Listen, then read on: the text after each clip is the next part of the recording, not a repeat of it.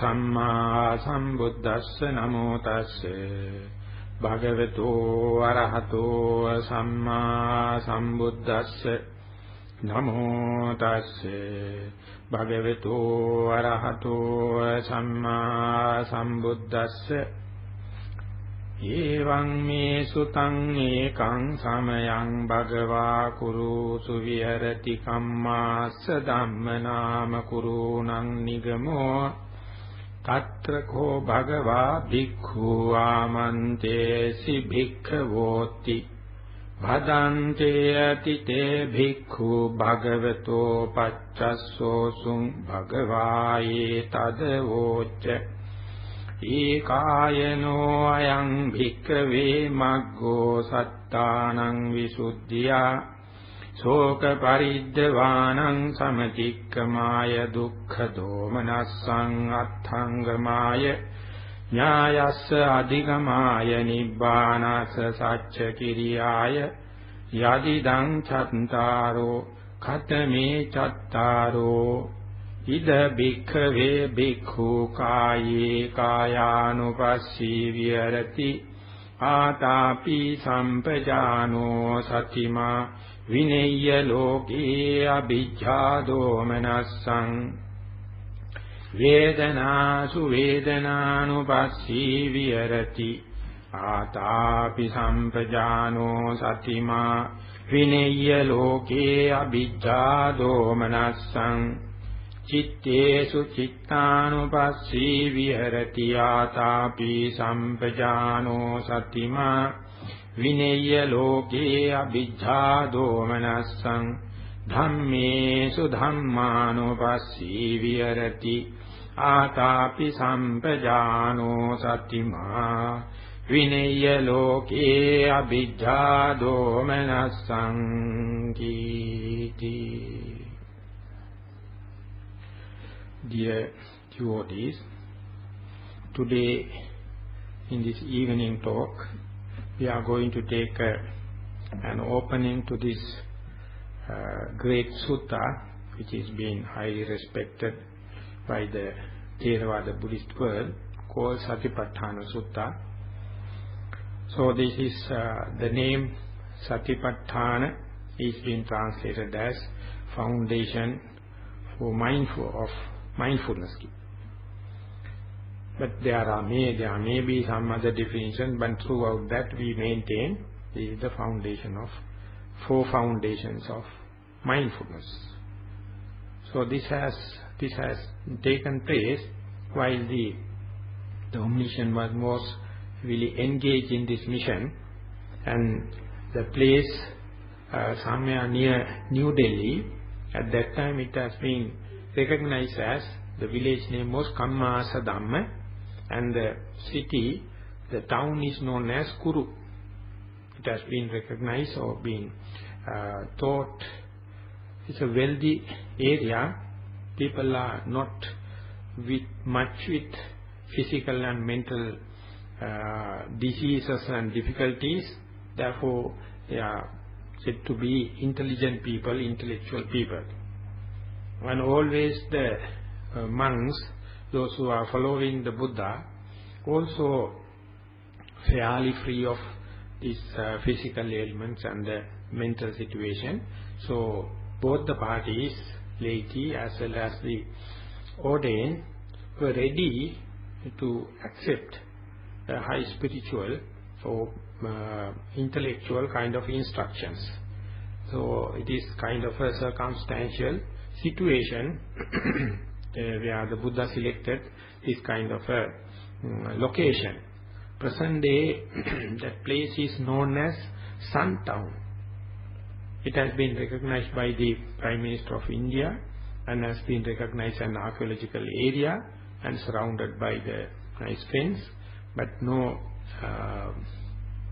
dwelling place or any monastery as such. But some pilgrims go there and try to see it, but the situation is in little dirty and pathetic situation. But anyway, when you go to that place, you feel kind of special serene situation and kind of a small hillock upon which you can see far away, good nice view. And there only the omniscient one taken chance to preach this particular kind of instructions, and so it has become a standard set of instructions. So, taking this Sathipattana Sutta as our theme, as the basic rules, compendium of rules, we are free of the omniscient one. We are not going to respect, or we are not going to believe Buddha as person. We are going to take his principles as our guideline. So some people, specifically with the Western kind of thinking, they have fairly good argument not to pay respect to individuals. It appears like something odd. Therefore, Sathipattana Sutta, or the principles in Sathipattana, instructions found in Sathipattana, never demand that to have belief or that kind of a faith on Buddha. Instead it says, believe his principles. So when you are going to take the subject of Buddha's teaching or principles, it is called Dhammajiva, the principles as well as the monastic code, disciplinary code. And this is also a colossal set of information, books. So therefore very difficult one to get a comprehensive idea about all the teachings of Buddha. So therefore that also will be a unwanted burden to someone to know all the teachings of the Buddha before practicing it or before set forth his effort. So in that, under that circumstances, you can select the Sathipattana Sutta as the representative or the gist of the meaning, gist of the idea of his mission. So therefore Sathipattana has gone through this whole kind of scrutiny, east and the west, laity as well as the ordained, male, female, all kind of thing. And everyone, more and more they are going to analyze for the book knowledge or for the rationalization, for the deductive knowledge, or to put into practice. Whatever may be, more and more you become acquainted, your respect to the principle is bound to increase. So they are without any hesitation, without considering about their creed or religion or anything, you can prescribe Sathipattana Sutta. For the Buddhists, of course, with a high faith, and they respect it by nature of their religion. So therefore Sathipattana Sutta, even someone is listening for the sake of book knowledge or theory knowledge, still it is helpful. And if you are really keen to get the idea, get the presentation, the rationality, that also brushing your understanding.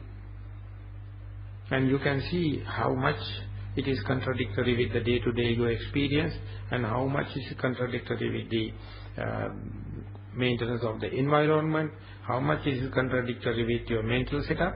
All, whatever the angle you are going to see, you will see more than contradictions, you can see complementary. So therefore taking time on Sathipattana is a understanding with the value of time. And much more if you are going to practice on Sathipattana.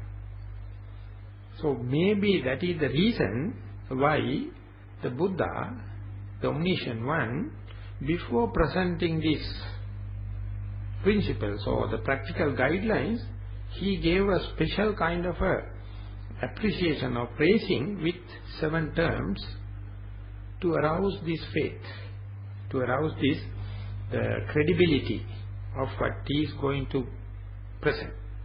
So therefore, after starting the dialogue with the monks, that is the main group, at that audience, after getting his attention, he says, Ekayano ayam vikkave maggo.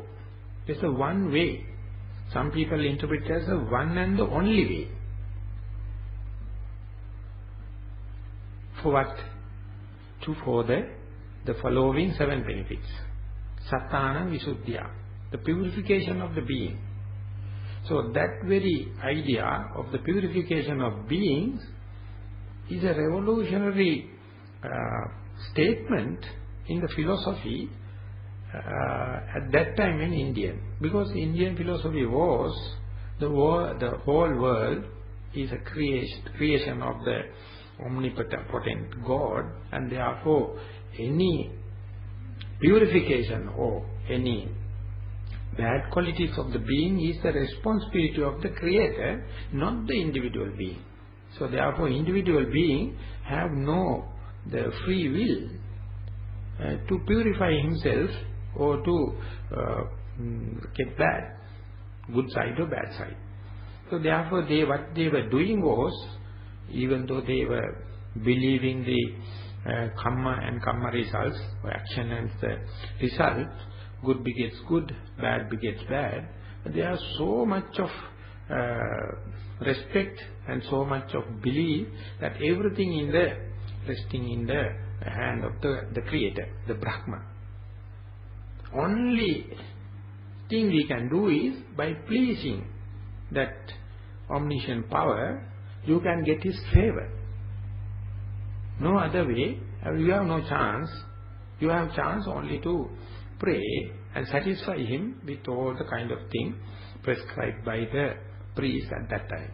But in this case, the Buddha says, no, it is just in your hand. Satthana Visuddhya. So he who radically takes this issue is generally moved to hear the new idea, the omniscient one presents, that your purification in your hand. And if you believe, if you want to put into practice, this is the only way, or one and the only way.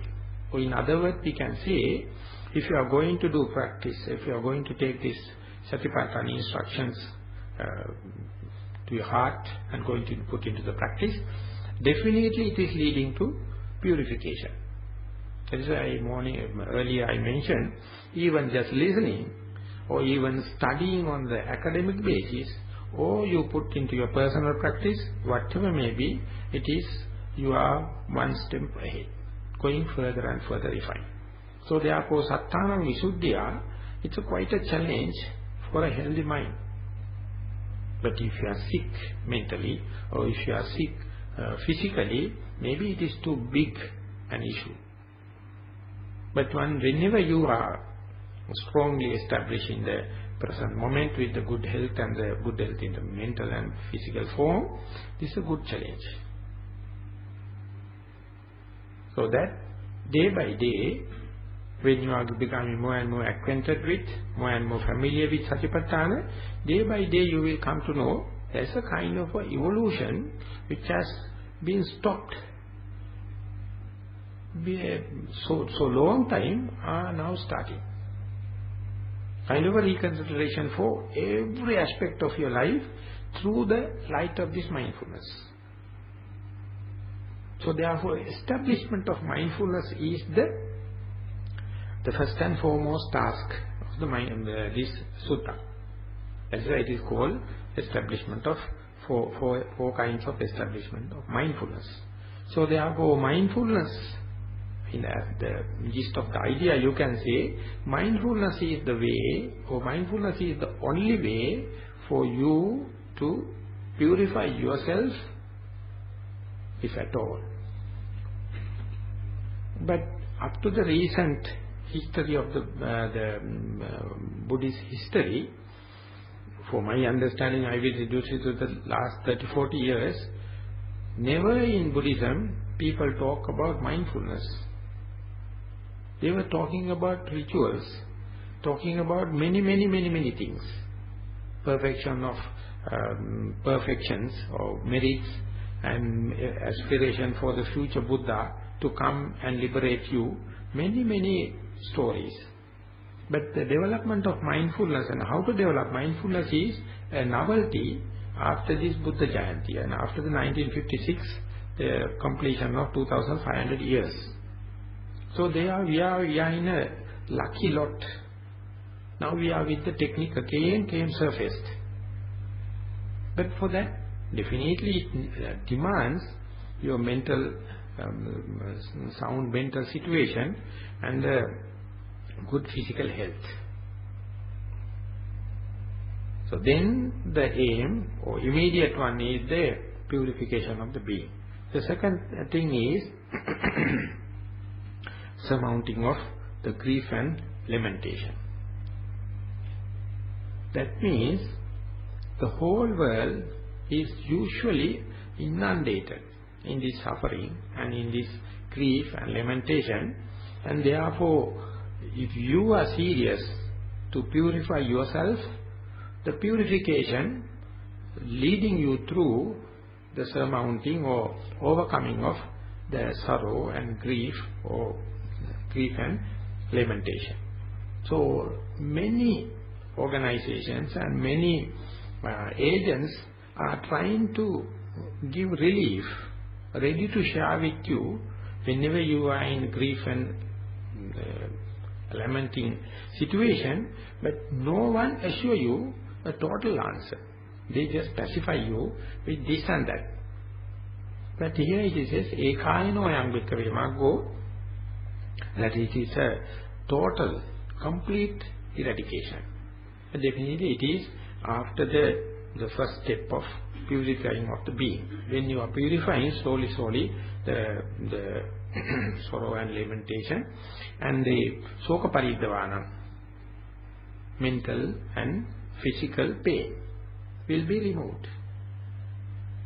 When it is happening, the sixth benefit is Nyayasa Adhigamaya, you will understand in the way. That is, we can say the least frictional way, the critical part. Definitely the Buddha has itemized the path is the Noble Eightfold Path. But it is the theoretical way of presenting, but you have to assimilate your path. According to the two extremes you are facing. So it is then and there you have to assimilate. In the warfare and in agriculture, we have developed the technique called tracing the least frictional path, or sometimes it is called critical path. So therefore when you are successful in purifying yourself in the small manner in terms of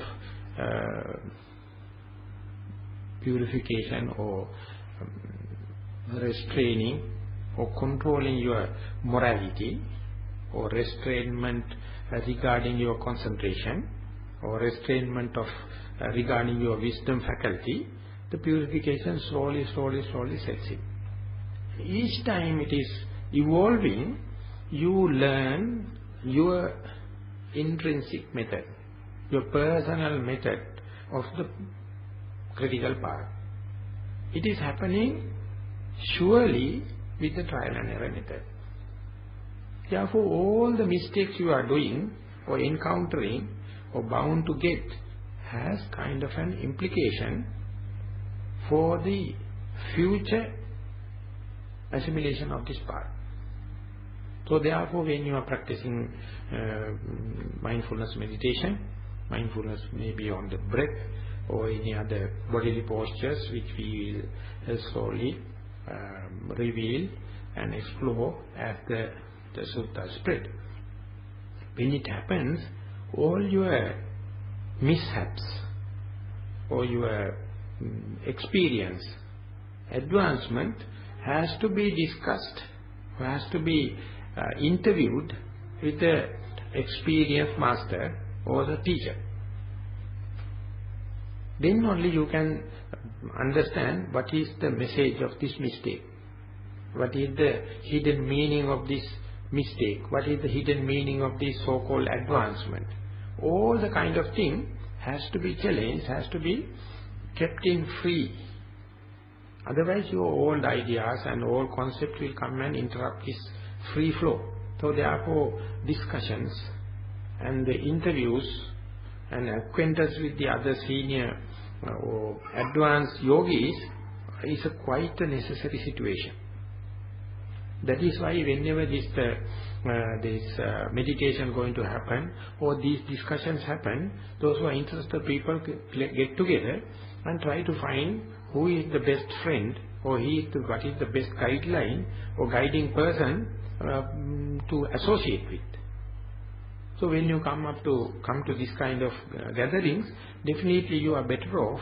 You can find many people are concerned about this, and some of them are quite advanced, so you can have a chance about noble friends. Then only your assimilation of your path or laying down the critical path happens. Once it is happened, it is yours. That critical path is yours because it is happening with the background of your likings and dislikings, your personality traits and your environment, everything. So therefore, when you are sick, when you are disabled, or when you are old age, there is no chance because it needs so much of time and so much of patience and so much of bodily and physical ability at the early part of. So therefore, earlier the better. Because you are bound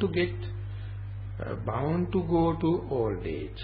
And your faculties will be slowly dwindling off. And one day you will face the death. And you are going to sick. All kind of things make you impotent. And you become, you find unable to practice this kind of early part. So therefore, this is not therapeutic kind of meditation. On the preventive ground itself, as the younger the better, healthier the better, you have to slowly understand and keep on practicing.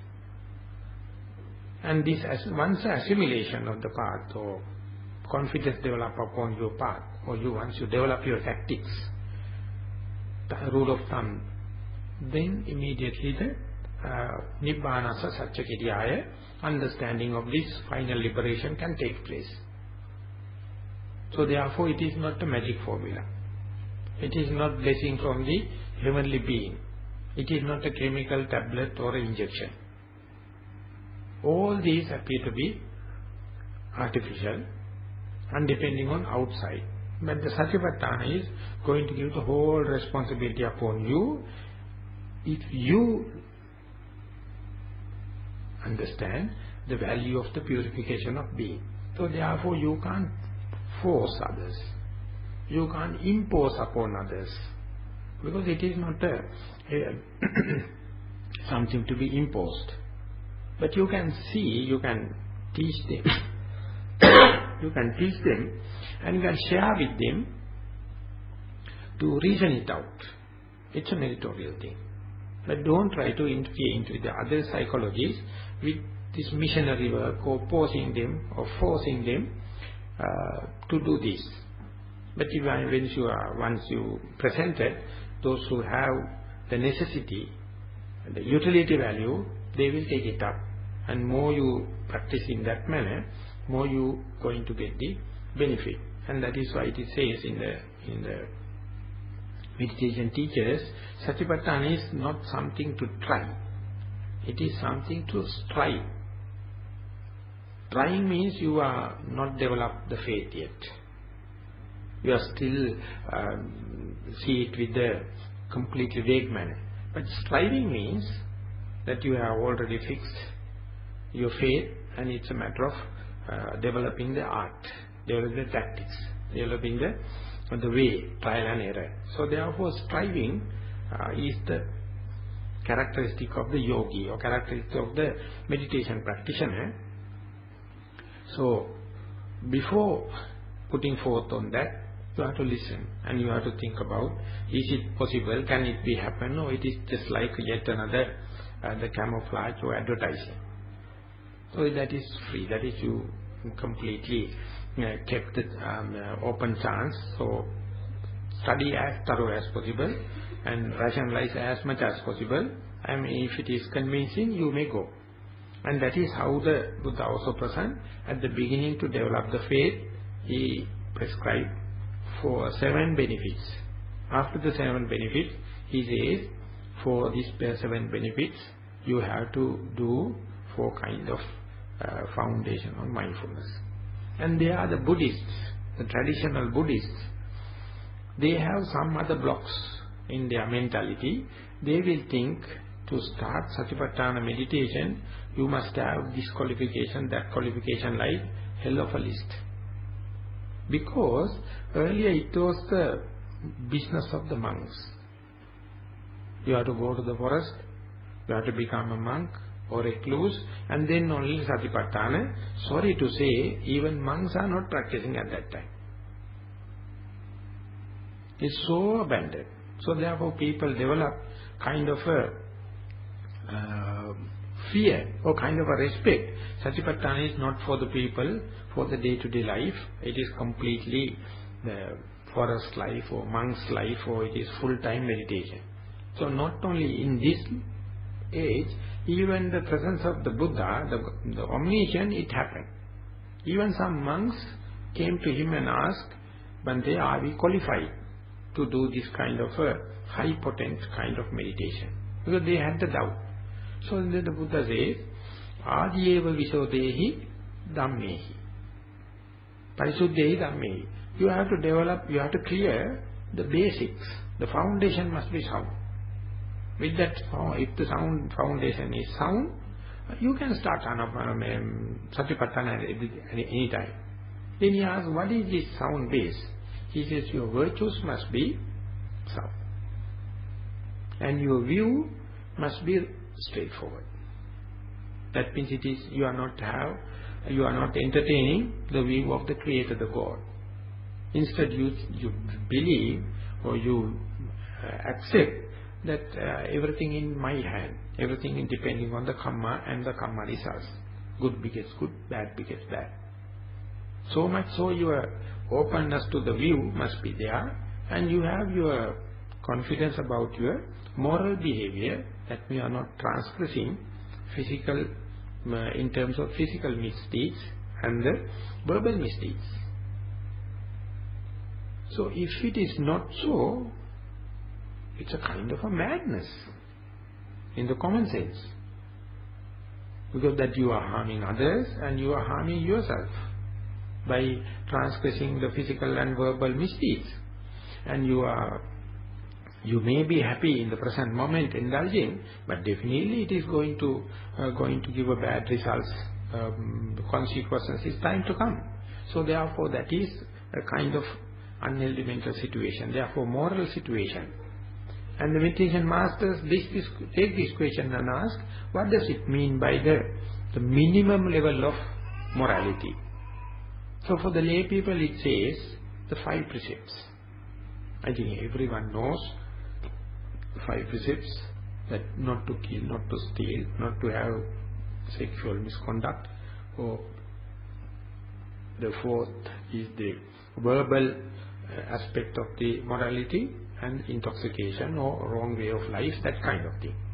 So when this is not Buddhism, this is the human nature. Whenever you have the love with the other living beings, and if you are concerned about the outside environment, just like your mental environment, so these are basic human qualities. So these human qualities must be established. So therefore, this is the thing the Buddha demanded as the basic qualities. And some masters going very deep into that, he says that we have done in our recent history some killing or stealing or that kind of thing. And then how much that is going to disturb the meditation. When can you start meditation, or before meditation, how long you must be purified in terms of morality? It's a very tricky question, as well as very difficult to answer. Because during the Buddha's time, the Buddha the omniscient one, seeing the potential, he has gone to that kind of criminals, gone to that kind of people with the physical and verbal misdeeds, and he convinced him, and within one sermon, everything turned into good, and he realized the emancipation. And then the question comes, definitely that particular person would have changed his mind by seeing the Buddha and listening to Dhamma. So the question is, after you become a purified person, in terms of morality, how long you have to observe it? What kind of a time duration to be prescribed? There is no time duration. Any moment you can purify yourself in terms of moral conduct. The moral shame and the moral fear is the immediate aspect. He who has a sense about the fear, the healthy shame and the healthy fear, or moral shame and the moral fear, he has his own responsibility to straighten himself, even though nevertheless he was with the bad career or bad memory or bad history. Any time you can change. So these are the beautiful qualities by this prescribing meditation to day-to-day life or the lay people, the assurance or appreciation of the humanness. Because this kind of thing is impossible to think in the animal kingdom. They are with their instinct. They are bound to kill and eat. As a carnivorous, whatever the determination, they can't do it. And they can't listen to Dhamma, they can't rethink about, and there is no chance. And when you see very carefully, in the stanza or in the canon, even the Deva beings or the heavenly beings have lesser chances when compared with the human beings. Because they are in a jolly good mood after the results born out of their past good deeds. So therefore there is no necessity for them to purification as such. And therefore no any urgence. No, they are not moved. Because there is no mishaps. Because there is too much of suffering. But the human world has enough suffering. Specifically when you are passing age of 25, 30, some people even before, it's so much of acquaintance with this. And when it happens, and if we are going to believe these are due to the past karma, the present your misdeeds, so you have a fair chance, and if you have a moral shame and the moral fear, to reconsider and reinstall yourself, establish yourself in the moral conduct, moral restrainment in the physical and verbal. And when this happens, that is quite enough. That is the basic qualification requested to start this meditation, start this Sathipattana. So therefore, Adiyeva Visodehi, the beginning part or the basics must be cleared, and once it is cleared, your vision or your views must be flexible, and then you can start. And yet another sutta in the Sanghutta Nikaya, the Buddha says that he who come to the order may be a very new or novice, or the medium age, or very elderly people, elderly monks, whoever may be, you can without any hesitation, you can recommend Sathipattana Sutta. So that means it is a challenge for every healthy human beings, specifically the physical misdeeds and the verbal misdeeds. So therefore everyone can rethink about, am I sure about, or am I confident about my physical and verbal misdeeds, or am I ready to reconsider it? If it is reconsidered, well, definitely you can start. So that is why before the sitting, and once you go to the temple all the time, monks are asking you to take 5 precepts. Thing is very easy, free of charge. But the thing is how to maintain it. The monks are not behind you, or parents are not behind you, but the karma and the karma results, that principle is behind you. Whatever you do in the daytime or in the night, in front of the people or in hidden, everything has its own action and the reaction way, the repercussions.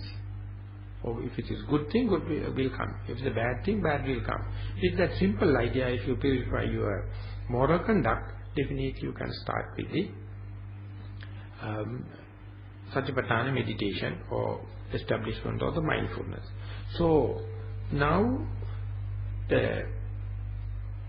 as some qualifications, basically you must have the morality, and the Buddha says, Atapi Sampajano Satima.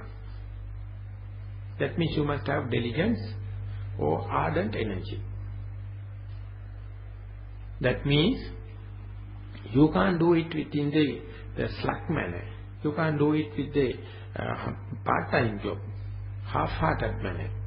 So there, once you've taken it, you have to seriously think about, can I maintain this energy that is demanded by the Buddha? That is called ardent energy. Atapi. It's a kind of a heat you have to develop, otherwise the straightened morality will be dropped and you will be back to the misconducts. So therefore it must be heat to keep the mind warm all the time. Atapi Sampajano Satima. Usually it is presented as a Sati Sampajanya, but in this case it has been presented as Sampajano Satima. For the moment, if we translate into English, the Sampajanya is recognized as the clear comprehension or the direct knowledge. Or Satima is known as mindfulness. So this is the mindfulness is the core issue that we are going to implement in terms of mindfulness on in-breath and out-breath, mindfulness on daily postures, mindfulness on small movements, and mindfulness on 32 parts, or mindfulness on elements of individuals, in and out, the beginning at the end, all the kind of things. The mindfulness is the core issue. So therefore one must understand in the outset what is the meaning of mindfulness. I hope some have some kind of understanding about mindfulness, but I thought it is to take little time before going to this particular technique of Kayanupassana to understand the mindfulness. So mindfulness simply, you can say, bringing mind to the here and now. It's a task. Because once you taken this challenge to bring the mind to the present and now, only you will understand how wandering it is, how daydreaming it is, how fantasizing it is. So therefore the time dimension, along the time, it is roaming around yesterday or tomorrow or last year or anything. Hardly it come and stay in the present moment. And space-wise, hardly it stays with your own body or stays with the appointed place. Instead, it is roaming around the whole world, not only within this world, it is going to all the other space areas also. So, but we have very vague idea, or at all sometimes no idea about how it is wandering, how swift it is.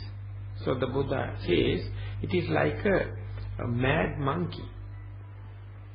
Usually you can see monkeys are jumping from one branch to the other. It is jumping from the one branch without concern about the next branch, because it is so sure It can, on the way, it can decide, and any branch comes, it can use it as and go to the next. So it is so swift. But the situation is worse when the monkey is mad. So our mind, the uncultured mind, is like a monkey man.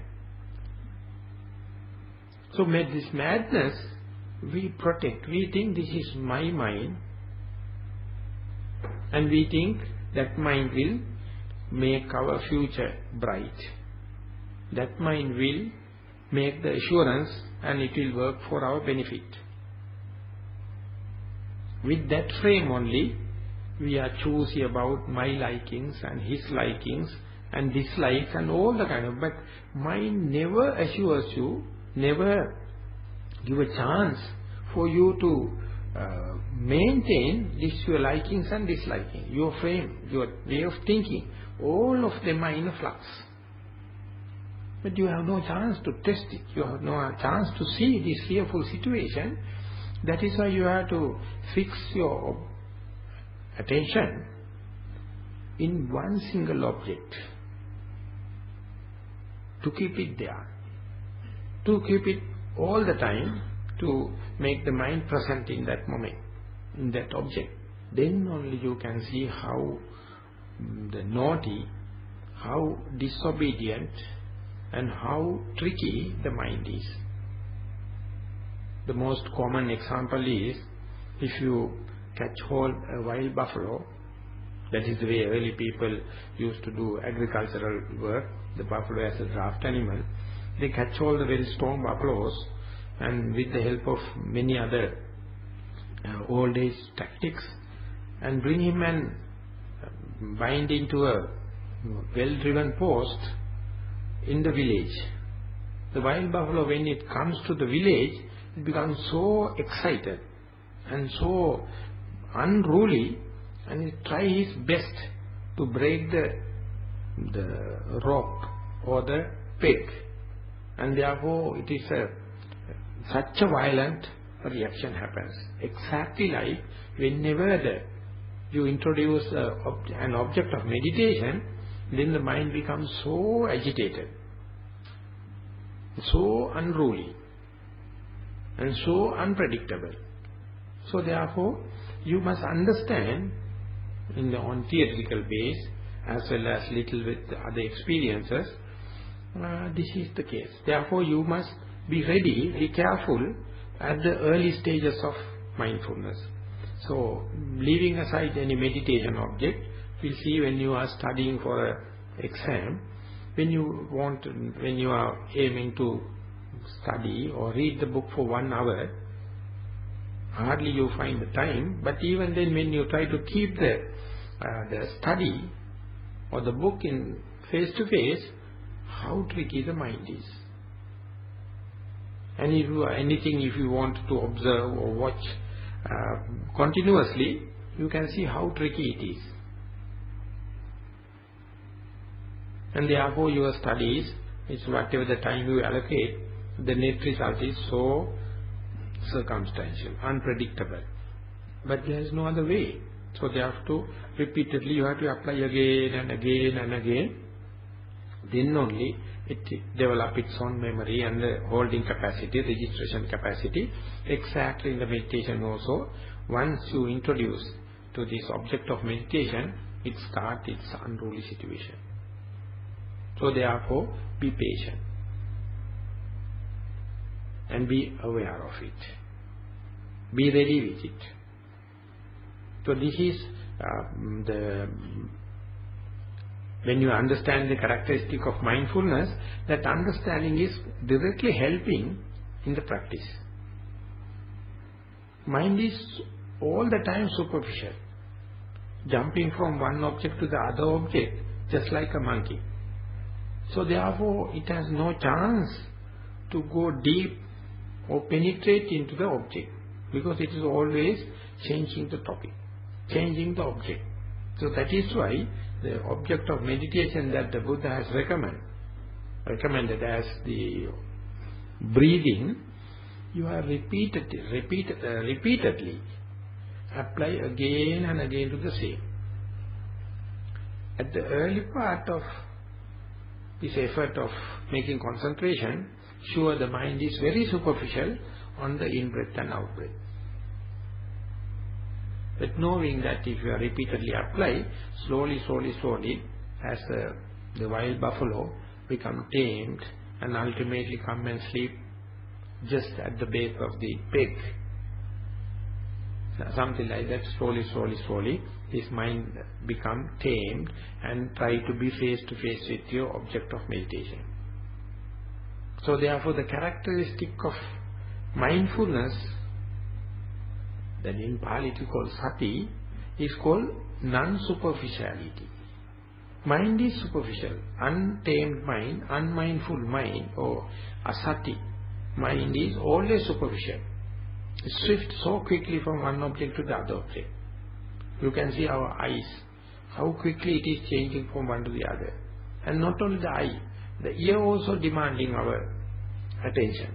So while we are looking, sometimes the mind diverts into the hearing, and sometimes to the smelling, sometimes to the tasting, sometimes to the touching, sometimes to the fantasizing, daydreaming.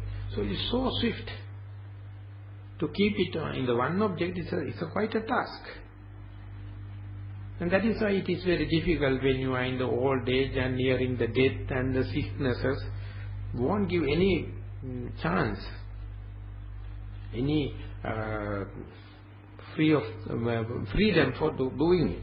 Therefore it is whenever you have a good peaceful time, you have to slowly introduce into that. So the characteristic of mindfulness is therefore apilapana lakkana. Pilapana means polapanina in Sinhala. In English it is called superficial. It is like a cork put into water. It never penetrates. According to the wind current, according to the waves, it is going up and down. Or if you have put a piece of rigiform into the water, it never penetrates. It is wobbling up and down. But instead, if you put a piece of stone, definitely exactly the point where I touch the ground, touch the water, it start penetrating, and it never ends unless it go to the bottom. Something like that. When the mindfulness become effective, or when we become mindful, whatever the object, it's penetrating. Go deep, so it make a good memory, good accountability. So that is why it is very helpful for the studying people and those who are having the arts and the drawings or any calculations in the mathematics. You can grasp the idea and then penetrate into that. Easily you can, with short time you can go to the answer. So therefore mindfulness is being now recommended for with this all pragmatic kind of, as a technique, or a pragmatic technique. And the function of mindfulness is given, coming to the face with the object. Asammoha rasa. Asammoha rasa means, so it is one's early part of breathing, very difficult to keep the object in view with, to be with face to face with. But when the mindfulness comes, that is the function of mindfulness, it stays with you.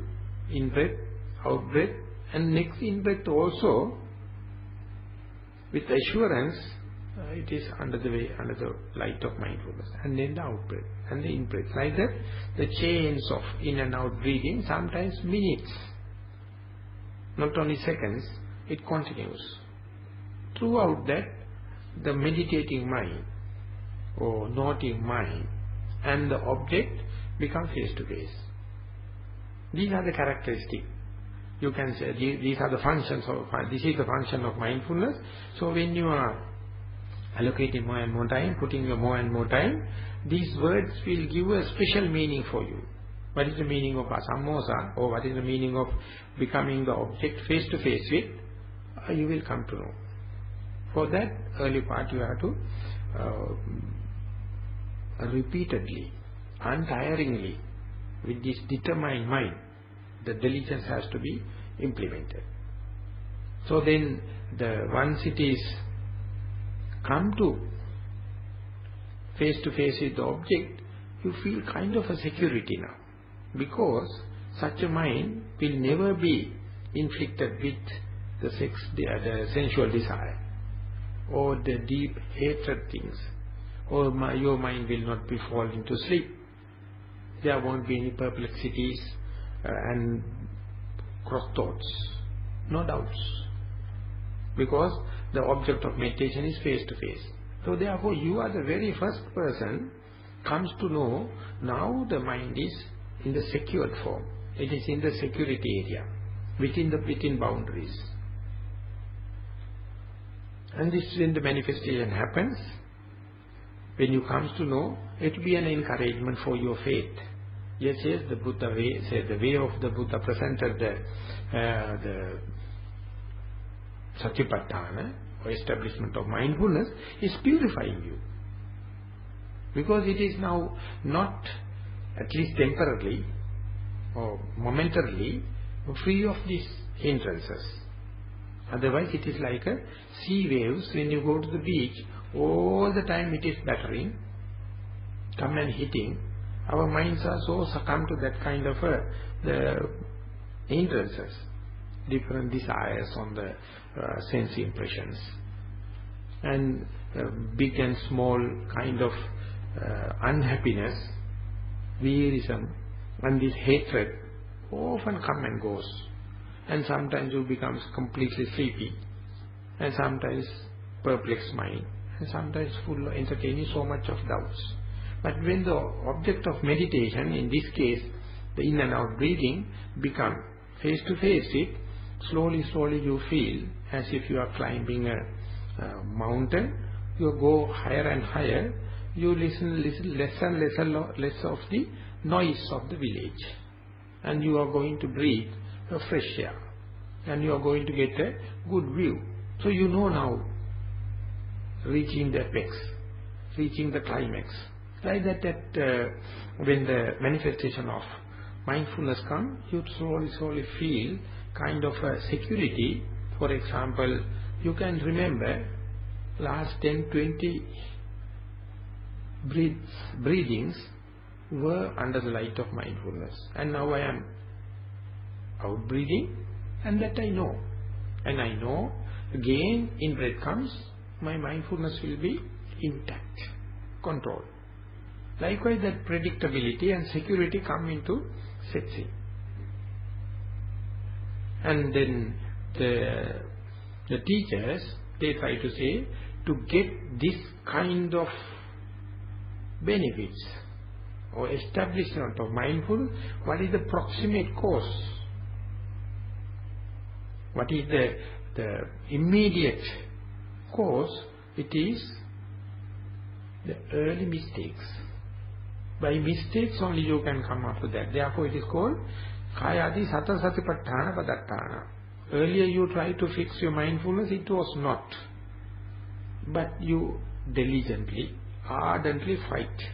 Keep on striving. While striving slowly, early mistakes will give way to lesser and lesser mistakes, or fading off of the hindrances, and mind become more and more familiar, more and more face to face with the object, slowly with that trial and error method. Its early efforts will give way to the undisturbed face to face with the mind of the object of meditation. Or otherwise, it's going to supplement with yet another one, Chirasanya Padattana. If you are going to note, to reinforce the perception, for example, the in-breath comes, you know now you are in the in-breath phase, and you are going to note it as in-breath. And when it is out-breath comes, you are with the touch of out-breath, or the experiencing the out-breath, and you are, on top of that, you are going to note it. So lesser chances for drifting thoughts, wandering thoughts, fantasizings to come. And even the body pain comes, you keep on noting the in-breath as in, out-breath as out. So this kind of establishment of, or reinforcing, or galvanizing of the perception also help mindfulness to be continuous. So therefore, when you are going deep into this subject, you will see whatever the experience you are going to do, you never can pass into someone. If he wish to establish the mindfulness, he has to take his own time. He has to pay his own tax. By that way only it is going. By this, the idea of giving the Dhamma talk or this presentation is to share on theoretical basis. That is a must. That listening also must, teaching also must. That is why the Buddha is slowly it is teaching. Some people are quite not prepared for that. But never mind, one day it will be beneficial. When it is beneficial, at least he will put forth effort. But early efforts are not with so much of assurance. But by mistakes or trial and error, recycling you all the mistakes, slowly, when you come, you will appreciate, that is what the Buddha mentioned.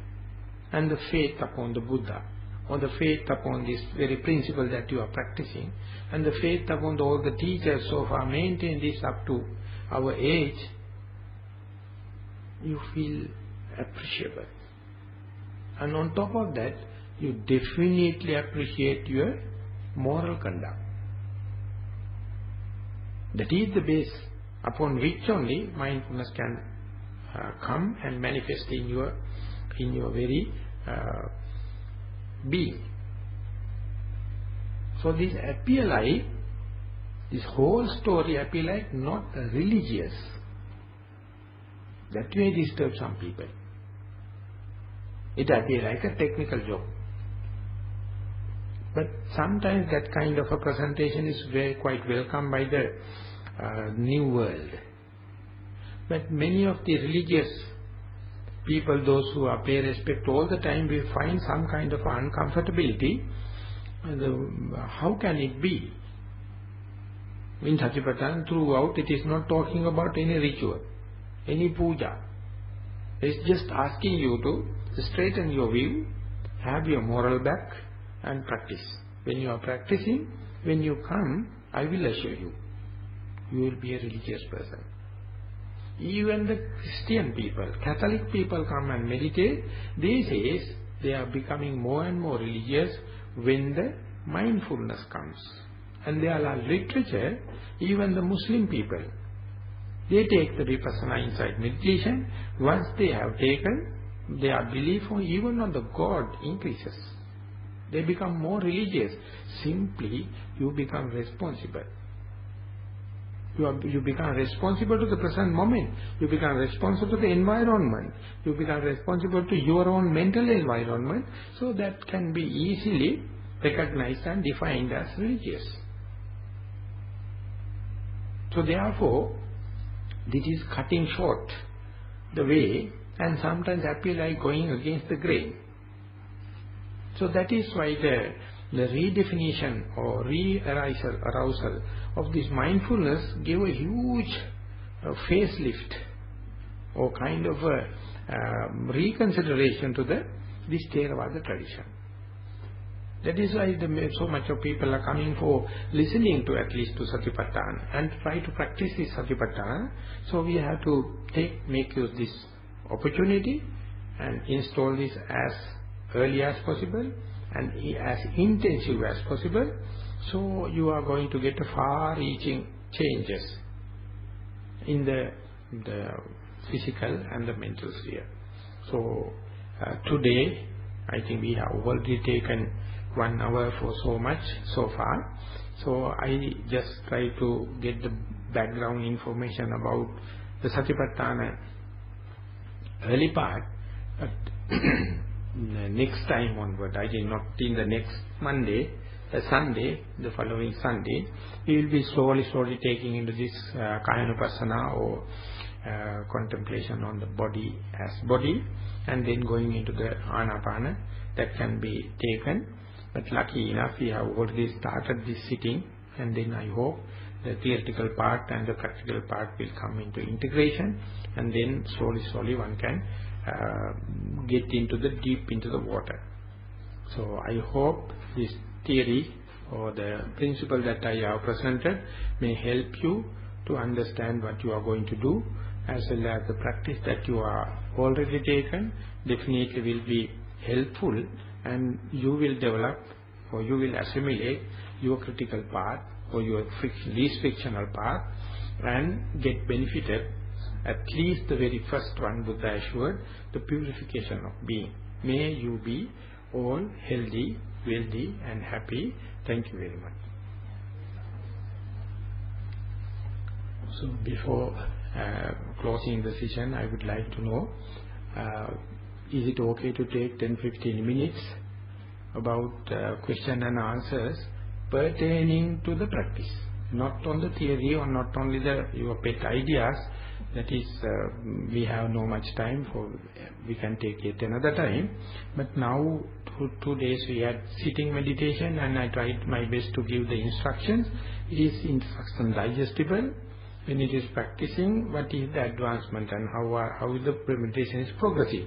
So any questions regarding the instructions and any clarification anyone need about the practical or pragmatic aspect of meditation, so we will take little time.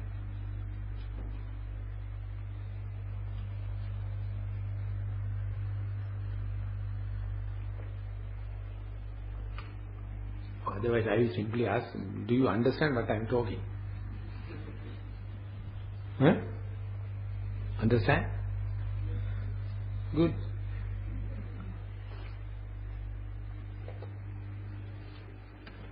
And I prepared a small handout. It is my teacher who was in Burma, and it has been downloaded from the website. It is, when I was there in the Panditarang, only this essay was taken. Now it is, you can get it in the website. It is talking what exactly is mindfulness. And I'm very happy, I am lucky, because this is the best person I can find in the world to present this idea, because he has been a meditation master for 45 years on this exactly, never no nonsense, only on this subject. So therefore this will reveal, give some theoretical understanding, but not only solely on the canonical. He is barely depending on the commentary and sub-commentary, but that I, even the overlook in this aspect, what I see is it is so pragmatic. So I invite everyone to, I doubt whether everyone can take, share this document and make it as a guideline, and I think the website is being presented. Yes, and you yourself also can download it. So if there are no questions, we may chant all the traditional gathas and remember our all loved ones who have passed away, and straightening our aspiration, so that we may start chanting Ettavata Ammehi.